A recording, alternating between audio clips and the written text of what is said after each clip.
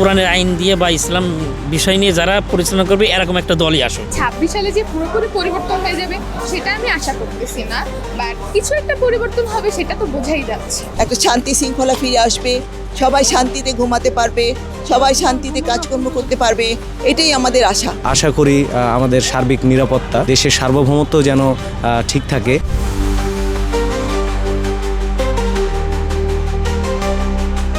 2025 সাল আল্লাহর রহমতে ভালোই কাটতেছিল, কিন্তু শেষ মুহূর্তে এসে হাদি ভাইয়ের ব্যাপারটা খুবই মর্মাহত করেছে। আর কয়দিন আগে তো আমাদের আপসের নেত্রী এবং খালেদা জিয়া মারা গেছে। এটার জন্য 25 সালটা একটু স্মরণীয় হয়েই থাকবে আমার জন্য।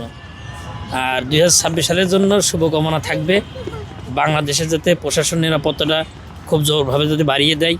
আমি চাইবো এদিকে খুব নজর দিতে, কারণ হাদি ভাইয়ের মৃত্যুর পরে সাধারণ মানুষও চলাফেরা করতে খুবই দ্বিধাবোধ করতেছে বা মানে জীবনে রিস্ক মনে করতেছে। আমি চাইবো প্রশাসন যেন এমনভাবে তার নিরাপত্তা ব্যবস্থা বাড়িয়ে দেয় যাতে সাধারণ মানুষ মানে একটু শান্তি মতন চলাফেরা করতে পারে। আমি চাই দুর্নীতির বিরুদ্ধে যে কঠোর ব্যবস্থা নিতে পারবে এমন একটা সরকারে আসুক। একটা সাধারণ মানুষ হিসেবে আমি চাই কোরআনের আইন দিয়ে বা ইসলাম বিষয় নিয়ে যারা পরিচালনা করবে এরকম একটা দলই আসুক।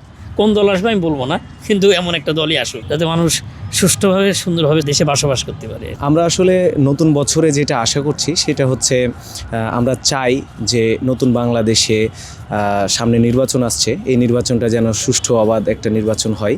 প্রত্যেক দলের অংশগ্রহণে প্রত্যেক মানুষ যেন আমরা আনন্দের সাথে, আগে যে নির্বাচনের যে একটা ভাইব পাওয়া যেত আমাদের বাবা মায়ের কাছ থেকে যে গল্পটা শুনে এসেছি আমরা, ওই একটা মানে সবার অংশগ্রহণে নির্বাচন আমরা প্রত্যাশা করি।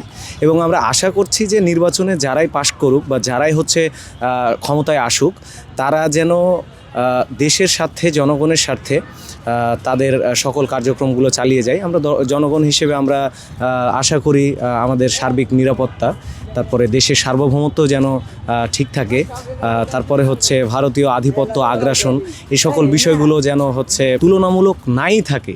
আমরা চাই যে বন্ধু বন্ধু সম্পর্ক যেন ঠিক থাকে, যেন এরকম না হয় যে এক বন্ধু শুধু বারবার দিয়েই যাচ্ছে আর অন্য বন্ধু শুধু নিয়েই যাচ্ছে, এমনটা যেন না হয়। তো সার্বিকভাবে আমরা প্রত্যাশা করি একটা আগামীর বাংলাদেশ, যে বাংলাদেশে কোনো বৈষম্য থাকবে না, কোনো ঝামেলা থাকবে না, কোনো দুর্নীতি থাকবে না, কোনো হ্যাসেল থাকবে না। এই তো আমরা এখন ফ্যাসিস্টের থেকে মুক্ত হয়েছি, কিন্তু পুরোপুরি এখনও মুক্ত হতে পারি নাই। এখনও আনাচে কানাচে কিছু কিছু রয়ে গেছে। যাই হোক, আমাদের যিনি আছেন বর্তমান প্রধান উপদেষ্টা ডক্টর মোহাম্মদ প্রফেসর ইউনূস, ওনার নেতৃত্বে এখন যদি ইলেকশনটা সুষ্ঠুভাবে পরিচালিত হয়, তাহলে আমার দেশের একটা সুশাসন যদি সৃষ্টি করতে পারে সেই দল, তাহলে মনে হয় আমাদের দেশের একটা শান্তি শৃঙ্খলা ফিরে আসবে, সবাই শান্তিতে ঘুমাতে পারবে, সবাই শান্তিতে কাজকর্ম করতে পারবে, এটাই আমাদের আশা। আমি বলবো বৈষম্য, এটা সবচেয়ে ম্যাটার করে, কারণ আমাদের হচ্ছে বাংলাদেশ স্বাধীন হয়েছে বৈষম্যহীন যেটা না সেখানের জন্য।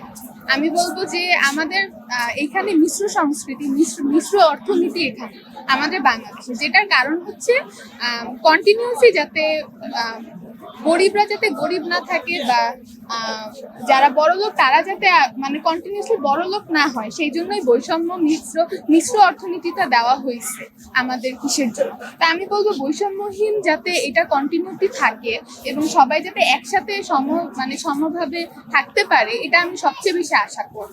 এটা তো আসলে কন্টিনিউসলির একটা বিষয়, কন্টিনিউটির একটা বিষয়। 26 সালে যে পুরোপুরি পরিবর্তন হয়ে যাবে সেটা আমি আশা করতেছি না, বাট কিছু একটা পরিবর্তন হবে সেটা তো বোঝাই যাচ্ছে আগের চেয়ে।